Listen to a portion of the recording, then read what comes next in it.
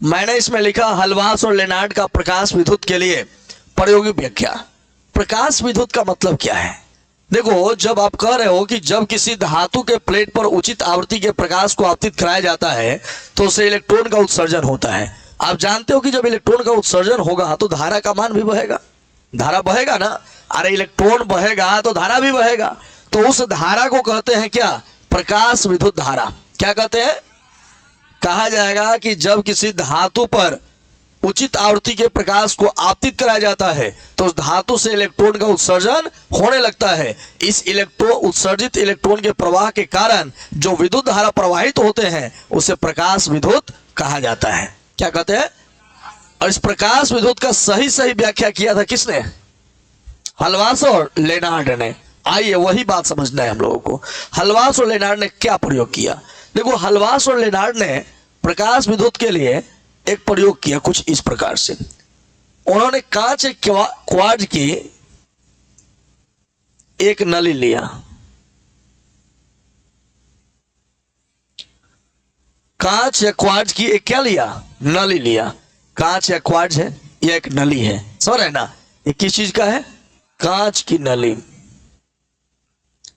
शीशा का कांच माने शीशा। कांच पाकल वाला ना, अब पिलवाला घुनाला ना, कांच माने शीशा। शीशा का एक नली उन्होंने लिया। उसके बाद क्या किया कि उन्होंने यहां पर एक प्लेट लगा दिया। ये जो प्लेट है और इसका नाम एक प्लेट ए है। क्या नाम है? प्लेट ए। इसको परिवर्तनशील वोल्टता से जोड़ा गया है। और यहां पर जो प्लेट है इसको सी कहेंगे, प्रकाश संवेदी धातु। एक कौन प्लेट है?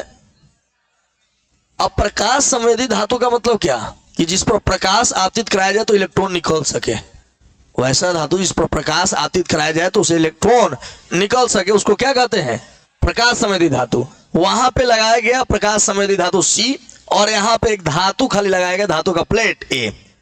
ये प्रकाश संवेदी है या नहीं उससे हमको मतलब नहीं है, लेकिन इधर जो प्लेट लगेगा वो क्या लगेगा? जैसे जिंक जो है प्रकाश संवेदी है, आप लगा सकते हो। जैसे जिंक से इलेक्ट्रॉन निकल रहा था ना, अभी प्रयोग में हम लोगों ने देखा कि जिंक पर जब परावैंगनी विकिरण को आपतित कराया जाता है तो उसे इलेक्ट्रॉन निकलता है। तो वो जो जिंक हुआ वो क्या हो गया? प्रकाश संवेदी। अब इधर प्रकाश संवेदी एक प्लेट लगा दिया, इधर कुछ का लोहा का चाहे कुछ का एगो धातु का प्लेट लगा दिया गया। इसको एक बैटरी परिवर्तनशील वोल्टता स्रोत से जोड़ा गया। एक ऐसा वोल्टता स्रोत जिसका वोल्टेज बराबर क्या हो सके? बदल सके, आवश्यकता अनुसार बदला जा सके जिसका वोल्टेज, एक ऐसा यहाँ पे लगाया गया। अब क्या किया गया ना कि जो धातु का प्लेट था उसे धन टर्मिनल के साथ जोड़ा गया और जो प्रकाश संवेदी था धातु उस पर उसको ऋण टर्मिनल के साथ जोड़ा गया ना। अब हुआ यह कि यहाँ पे प्रकाश संवेदी पर उचित आवृत्ति के प्रकाश को आपतित कराया गया। ये जो प्लेट है ना, इस पर उचित आवृत्ति के प्रकाश को क्या किया गया? आपतित कराया गया। तो इससे क्या निकला? इलेक्ट्रॉन निकला। क्या निकला? अब देखो, यह प्लस है तो यहाँ प्लस होगा और यहाँ पर क्या होगा? माइनस। इधर निकल गया इलेक्ट्रॉन। इसमें से क्या निकला? जब प्रकाश इस पर आपतित कराया तो इसमें से इलेक्ट्रॉन निकल गया। इलेक्ट्रॉन पर कौन आवेश होता है? तो माइनस वाला जो होगा इसको क्या करेगा? धक्का देगा। और प्लस वाला क्या करेगा? अपनी ओर खींचेगा। अपनी ओर क्या करेगा? आकर्षित करेगा। इससे निकलने वाला इलेक्ट्रॉन जो होगा वह प्लेट ए पर धन विभव होने के कारण प्लेट ए उसको क्या करेगा? अपनी ओर आकर्षित करेगा। इसके कारण इलेक्ट्रॉन किधर से किधर बहने लगेगा? सी से ए की ओर। किधर? इस कारण से एक धारा का प्रवाह होने लगेगा, ए से सी की ओर। इस धारा को हम कहेंगे प्रकाश विद्युत धारा। क्या कहेंगे? या खाली प्रकाश विद्युत भी कहा जाएगा। क्या कहेंगे? अब जरा सुनिएगा, इस बात को समझिएगा भी। अब क्या करते हैं ना कि यह जो विभव प्लस वाला जो विभव है इसका मान बढ़ाते जाते हैं। तो जितना ही ए का वैल्यू बढ़ेगा, धनावेश बढ़ेगा, उतना ज्यादा नहीं इलेक्ट्रॉन खींचेगा जी, उतना ज्यादा धारा बहेगा कि नहीं।